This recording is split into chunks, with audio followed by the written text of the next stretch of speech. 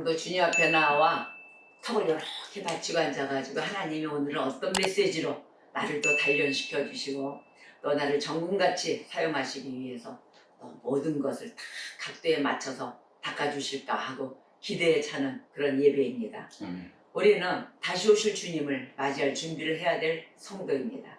그래서 오늘도 주님을 맞이할 수 있는 예복을 여러분 준비하시기 바라겠습니다. 저와 여러분은 매일의 주의 그리스도의 옷을 입고 이 세상에 모든 것을 주님의 주시는 걸로 감사함으로 받아서 우리가 아무것도 할 수 없다는 것을 깨닫는 그 시간이 되어 주의 말씀 아래 순종하며 복종하는 자들이 되시기를 주님의 이름으로 축복합니다. 아멘. 자, 오늘의 은혜 받을 말씀은 사무엘상 4장 21절에서 22절의 말씀을 보겠습니다.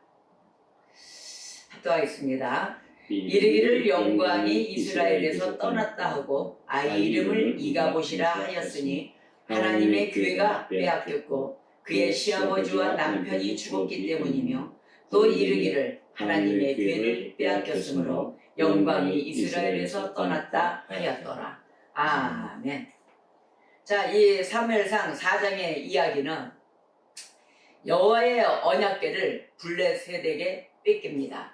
그 빼앗김으로 인해서 나이 먹고 또 늙은 98세 엘리 제사장이 죽습니다. 엘리 제사장이 죽음 바로 또 직전에 엘리 제사장의 아들 비느하스와 옴니가 있죠. 그 홈니와 비느하스가 죽임을 당합니다. 블레셋에게 언약궤를 뺏기면서. 그래서 이 소식을 듣고 엘리 제사장이 앉은 그 의자에서 뒤로 넘어집니다. 뒤로 넘어지면서 문 곁에서 목이 부러져 죽습니다.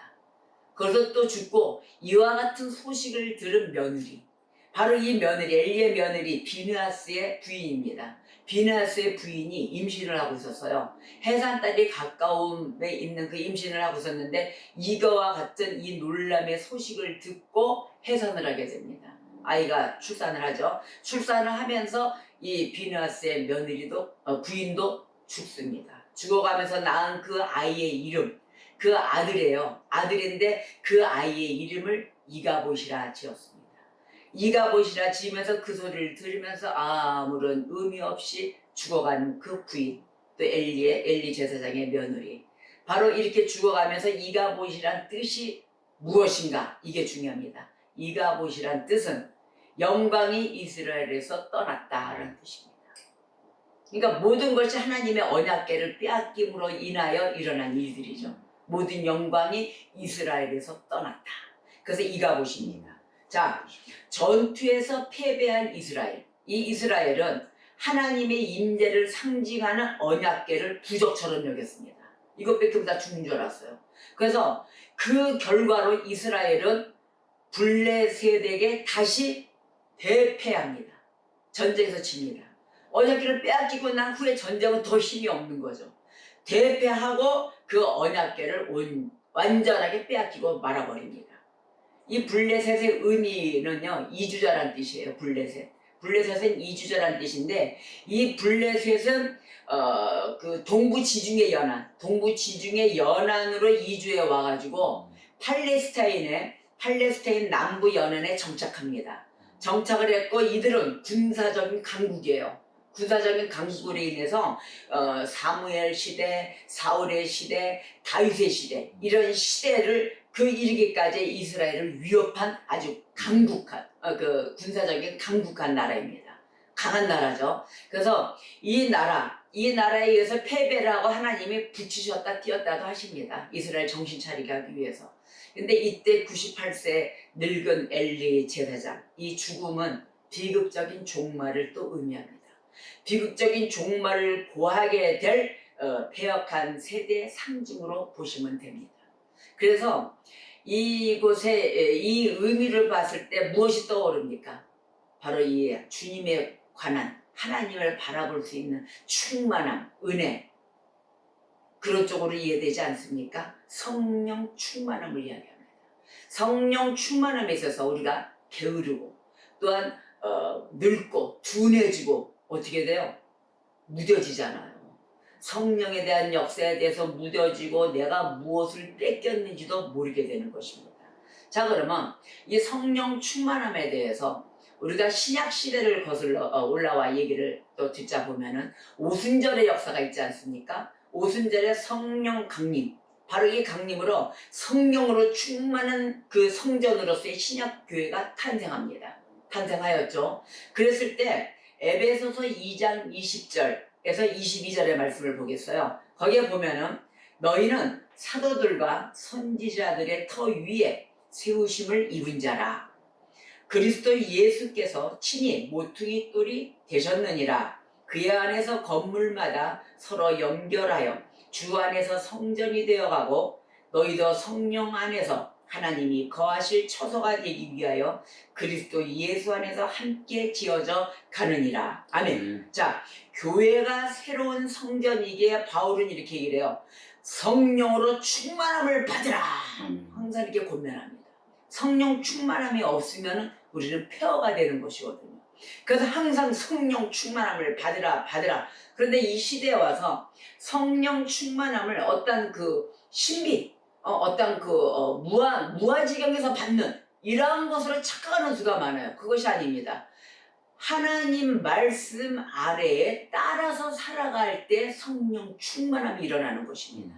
그게 바로 순종이에요.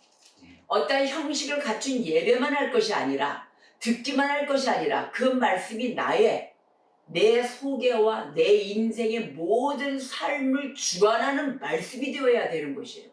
그 말씀대로 살아갈 때 성령 충만함을 받을 수가 있는 것입니다. 그래서 바울이 계속 권면한 거예요. 초대교회 성령 충만함을 받으라. 자, 그럼 이 시대의 목사와 신자들을 보십시오. 신도들. 목사와 신도는 성령으로 충만해야 합니다. 그래서 성령으로 충만한 이 예배당, 지금 예배당이죠. 구약에는 성전입니다. 예배당에서 제사장으로 섬기는 이들이 되어야 되는 것입니다. 제사장의 역할들을 하셔야 되는 것이에요.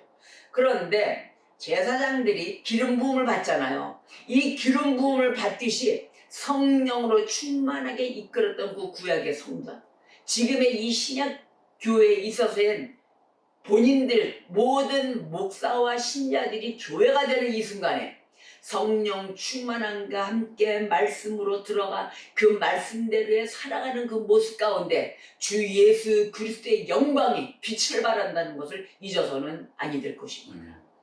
자, 그러면 이 예배당 또 구약에서 이 성전에서 드리는 이 영적인 제사, 바로 영적인 제사라고 그러죠. 나를 드리는 것이기 때문에. 자, 영적인 제사는 하나님의 놀라운 구속의 은총을 찬미하고 감사하는 제사가 되어야 되는 것입니다. 나를 드렸을 때 하나님께 영광이요, 하나님께 감사인 것입니다. 그래서 은혜를 받은 자는 감사가 없지 않아요. 은혜 받은 자는 모든 게 매사가 다 감사로 이루어집니다. 어머나 어찌나 이렇게 주님의 감사로 다 이루어졌는지 감사 또 감사입니다. 자, 은혜 받으셨습니까? 여러분의 입술과 여러분의 그 삶 가운데는 감사의 삶으로 이루어지시는 줄 믿습니다. 자, 그래서 에베소서 5장 19절 21절에 이렇게 얘기했어요. 시와 찬송과 신령한 노래들로 서로 화답하며 너희의 마음으로 주께 노래하며 찬송하며 범사에 우리 주 예수 그리스도의 이름으로 항상 아버지 하나님께 감사하며 그리스도를 경외함으로 피차 복종하라. 아멘. 바로 이러한 은총이 저와 여러분의 가정에 또 여러분의 삶 가운데 모든 은총으로, 하나님의 은총으로 가득하시기를 주님의 이름으로 축복합니다. 자, 제사장의 임무가 있습니다. 제사장의 임무는 성전을 성결하게 파수하는 것입니다. 자, 성결하라 나왔죠? 내가 거룩하니 너희도 거룩하라. 자, 지금의 성전이 어딥니까? 나 아닙니까? 내 안 아닙니까? 내 안에 있습니다. 이것을 성결하게 파수하는 것입니다. 지키셔야 합니다. 항상 성결을 잊으셔서는 아니 되는 것입니다. 성결하는 나의 모든 삶을 주님께 바쳐 싸우니 하나님, 내가 주님 앞에 진정한 파수꾼으로서의 성결함으로 유지케 하여 주시옵소서. 바로 이렇게 가야 되는 것이 우리 그리스도인의 삶의 자세인 것입니다.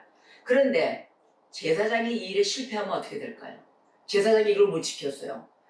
저와 여러분은 제사장입니다. 그런데 이것을 실패해서 그 죄와 부정한 것으로 성전을 더럽히고 오염시켰습니다.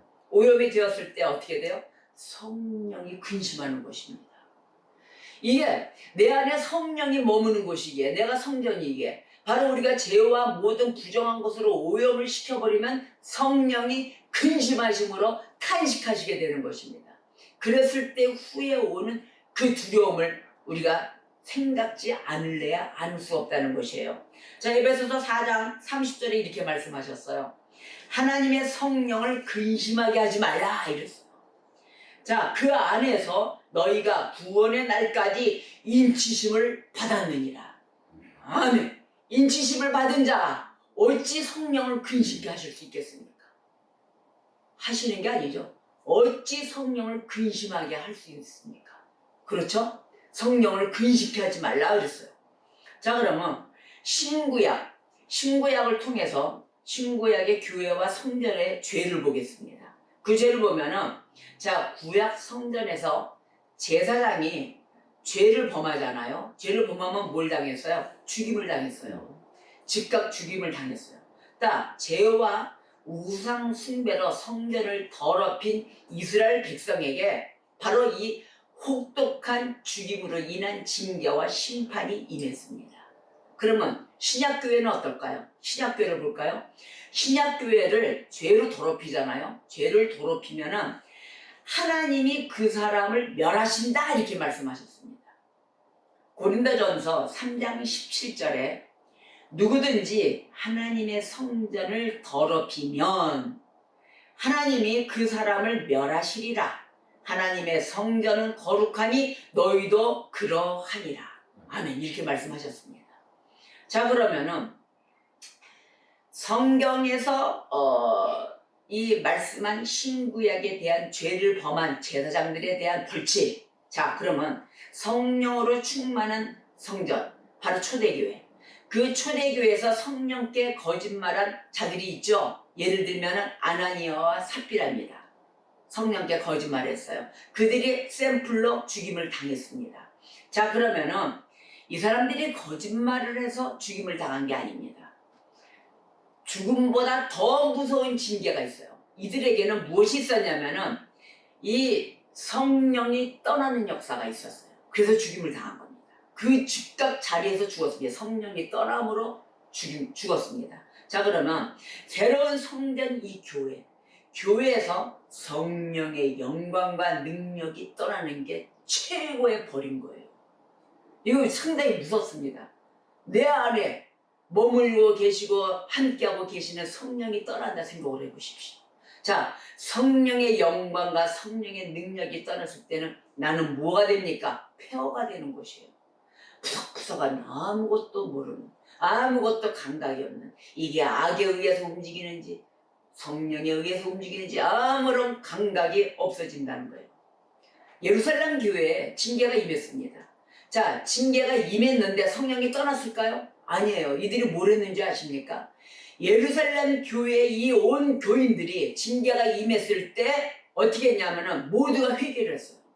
경성하고 그 두려움으로 다시 한번 주님 앞에 머리를 조아리고 엎드리고 기도했습니다. 주님, 떠나지 마시옵소서. 성령 충만함으로 우리를 다시 한번 지켜봐 주시옵소서라고 속히 돌아왔다는 것입니다. 그래서 이 성령 충만함의 임재가 계속 될 수가 있었어요. 어떻게 했어요? 회개하고 믿음으로 다시 돌아왔다는 것입니다. 그랬을 때 성령님이 떠나지 않으시고 계속한 충만함의 임재로 이 예루살렘 교회를 지키셨다는 것이에요. 그러나 교회가 타락했어요. 교회가 타락해서 수많은 목사와 교인들, 지금 현 시대를 보십시오. 이 목사와 교인들이 타락을 해가지고 징계를 받아야 할 대상들이 되었습니다. 지금은. 그런데 이 징계를 받은 그 사인을 받았을 때 예루살렘 교회와 같이 즉각 주님 앞에 엎드렸다면 성령이 떠나지 않으십니다. 그런데 징계를 해도 얘네들은 깨우치지도 않고 돌아올 생각을 안 한다라고 성령이 판단하시잖아요. 징계를 해도 별 효력이 없구나 라고 판단이 되셨을 때 성령은 어떻게 돼요? 그들을 일일이 징계하지 않으십니다. 이게 더 무서워요. 일일이 매질을 안 하시는 게, 징계를 안 하시고 이들에게서 성령의 영광과 능력이 떠나시면서 모든 걸 걷어가십니다. 이게 무서운 것이에요. 여러분, 걷어가실 때까지 미련하고 생각지 않으시고 아직도 내 손으로 해야 될 게 많으십니까? 우리는 내 손으로 해야 될 게 할 수 있는 게 없다는 것을 우리는 깨달은 성도들입니다. 여러분 보십시오. 내 손으로 할 수 있는 게 있습니까? 하나님이 허락지 않으시면 아무것도 할 수가 없다는 것입니다. 하나님은 찢기도 하시고 꼬매기도 하시고 죽이기도 하시고 살리시기도 하시고 굽히기도 하시고 피기도 하십니다. 바로 이런 하나님 아래 모든 것을 받아가며 그 많은 것을 주기를 원하시는, 좋은 걸 주기를 원하시는 하나님 앞에 여러분 나와 받아서 쓰고 주님의 뜻 가운데 살아가는 일만 하시면 되는 것이에요. 그런데 아직까지도 내 걸로 할 거야, 아직까지도 무엇을 주님이 날 주셨다는 거야 라고 생각하시는 자, 성령의 능력을 인정하십니까? 내 안에 성령이 있다라고 점검해 보셨습니까? 여러분, 인치심을 받은 자들이요, 구원의 역사 아래 인치심을 받고 받는 자들이요, 내 안에 성령을 근식해서는 아니 된다는 것입니다. 진정으로 주님의 말씀 아래, 하나님 주신 그 명령 아래 따라 살았을 때 성령이 기뻐하시고 나의 모든 삶을 주관하시는 전지전능하신 분 앞에 따라갈 때 여러분의 길은 탄탄대로로 열린다는 것을 잊어서는 아니 될 것입니다. 여러분, 돈이 많아 기쁩니까? 돈이 많아 기쁨이 아닙니다. 주님이 계시는 그곳이 탄탄대도로 열리고 나를 보호해 주시고 조그만 곳이 되었던 큰 곳이 되었던 내가 쓸만한 여지가 있을 때 사용당할 수 있는 그런 도구가 되셔야 되는 것입니다. 이것이 최고의 보물이며 최고의 재산인 것입니다. 여러분의 능력 가운데 달란트마다에 세우십니다. 한 달란트를 감추는 그런 성도가 되어서는 아니 되는 것이에요. 주님이 다시 오실 모든 것을 재림시에 준비하는 성도들이시오. 한 달란트 숨기지 마시고 주님을 믿는 믿음 아래로 나와 그 달란트를 사용하십시오. 2달란트가 되던 한 달란트에서 한 달란트로 있던 5달란트로 불리던 여러분의 재능과 모든 것을 주신 주님 앞에 나와 하나님 나라를 위하여 이 지상명령인 선교, 이 선교의 모든 것을 힘을 기울여 우리가 너나 할 것 없이 손에 손을 잡고 달려나가야 될 것입니다. 자, 그래서 하나님의 능력, 성령의 임재와 모든 능력을 걷어가시게 되면은 어떻게 될까요? 하나님의 교회, 즉 하나님이 교회의 촛대를 옮기시는 게 되는 것이에요. 촛대를 옮긴다 그랬죠? 바로 이러한 것이 되며 교회가 죄와 세상의 포로가 되는 거예요. 이럴 때는 교회의 모든 성령의 임재 능력이 다 떠나갔죠? 능력과 영광이 다 사라졌죠? 성령이 걷어가셨죠? 그럼 어떻게 돼요? 교회가 잊어서는 안 됩니다. 죄와 세상의 포로가 되는 것이에요. 영광이 떠났기 때문에 모든 것을 다 빼앗기는 것이 되는 것입니다. 그래서 이 세상이 교회를 자주유지하는 거예요. 쥐고 흔드는 거예요. 감히 하나님의 임재가 있는 교회라면 절대 손을 못 댈 것입니다. 지금 현 시대에 우리가 제일 많이 느끼게 될 때요, 왜 이렇게 흔들리고 있으며 교회가 줏대 없이 되며 부러져가지고 하나님이 내 손 안에 있다는 도, 너 까불면 죽는다는 도, 이런 감히 심한 말을 할 수가 있겠냐고요. 망가진 거예요. 완전히 하나님이 없는 성령의 임재가 떠난 교회를 말하고 있는 것입니다. 자, 그래서 교회가 세상의 축복이 되어야 되는데 무엇이 됐어요? 축복이 안 되고 저주거리가 되었다는 거예요. 그래서 지금 목사라 그러면 요즘 어디 가서 목사라 그러면 돌 날라온다 그랬잖아요. 매 맞는다. 뭘 매 맞아요? 언제 어디서 끌려가서 매 맞을지 몰라요. 목사라 그러면은.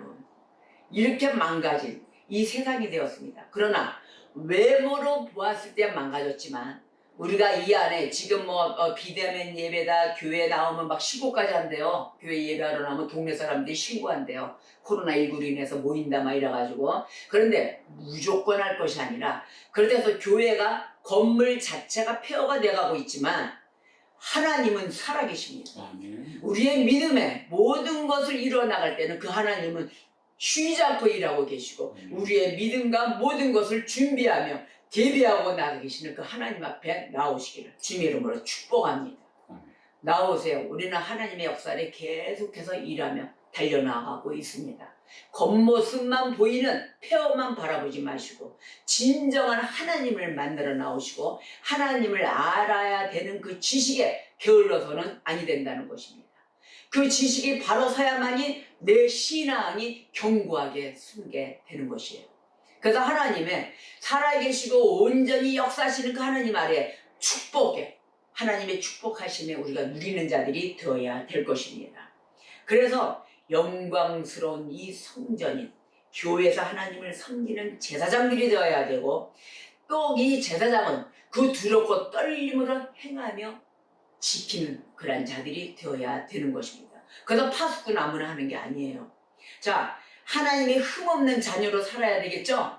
파수꾼은 이런 하나님의 흠없는 자녀로 살아야 되며 성령을 근신시키는 일이 절대 있어서는 아니 되는 것입니다. 성령의 임재와 그 인도하심에 민감한 자들이 되어야 돼요. 이제는 막 날로 성숙됨이 보일 것입니다. 아, 내가 왕년에 이러지 않았는데 지금은 민감해졌어. 왜? 성령을 근심시키지 않기 위해서 민감해지는 거예요. 그래서 때를 구분하게 되어 있습니다. 밥 먹을 때와 쉴 때와 또한 물 마실 때와 심각하게 토론할 때와 이런 때가 있어요. 그 때를 이제는 호흡 맞춰서 발 맞춰가는 성도가 돼간다는 것이에요. 그렇기 때문에 우리가 흠없는 자녀와 깨어있어 기도하는 자들로서의 성도가 되었을 때 이 죄와 욕심으로 살아야 되겠습니까? 지금 발 맞춰가는데 맨날 죄와 욕심만 있어. 그 죄가 뭐예요? 욕심이 죄예요. 욕심이 죄고 돈을 사랑하지 말라는데 예수보다 돈이 우선이 되어가지고 바로 그게 죄예요. 다 죄로 가는 부정된 길로 가는 어둠의 길로 가는 성령을 근심시키게 하는 길로 가는 길목이라는 것입니다. 내 생각을 자꾸 넣어요. 하나님 생각을 늘 하는데 참 통탈하지 않을래 할 수가 없죠. 그러나 오늘도 찬양했듯이 주님을 맞이할 예복이 있으십니까? 바로 이 예복을 우리가 돌아다 보았을 때 어떻게 돼요? 뜨끔! 어이구, 나 예복을 뭘 입었지? 돈에 야욕되는 옷을 입고 있지 않았나? 어떤 그 직분이나 이러한 곳에 감투에 쓰는 곳에 다 그 옷을 입고 있지 않았나? 오직 예수 그리스도의 옷만이 주님을 영접하고 있어야 될 예복인 줄 믿습니다. 아멘. 오직 주님을 영접할 예복만 입어야만이 이 세상도 다 너끈히 건강히 걸어갈 수가 있다는 것이에요. 다른 예복은 다 쓰잘데기 없어요. 폐허의 건물일 뿐인 것입니다. 그래서 죄와 욕심으로 쌓이잖아요. 그럼 우리는 영적으로 둔해져요. 둔해져가지고 도대체 어떤 것이 좋은 것이며 어떤 것이 나쁜 것인지를 전혀 알지 못하고 오직 내 욕심으로 인하여 둔해지고 어두워집니다. 영적인 것이 어두워지죠. 그래서 성령이 이것을 보고 심히 탄식하는 거예요. 탄식하면서 고심하는 그 사실조차 이 근심하는 그 사실조차도 전혀 감지하지 못할 정도로 영적인 감각이 둔해지다 못해 마비되는 것이에요. 끔찍하지 않습니까? 바로 이것이 이가봇의 아들을 낳아가며 죽어간 비느하스의 부인 그 모습이었던 것입니다. 그 가족이 전부 다 몰살했습니다. 시아버지 엘리제 사장이 죽고 또한 시동생인가요? 옴니와 비나스 시형 하여튼 그 형제가 남편과 함께 죽어간 형제 모든 것을 몰살해가며 낳은 아들이 이가봇이었던 것입니다. 뭐예요? 성령의 임재가 이스라엘에서 떠났다.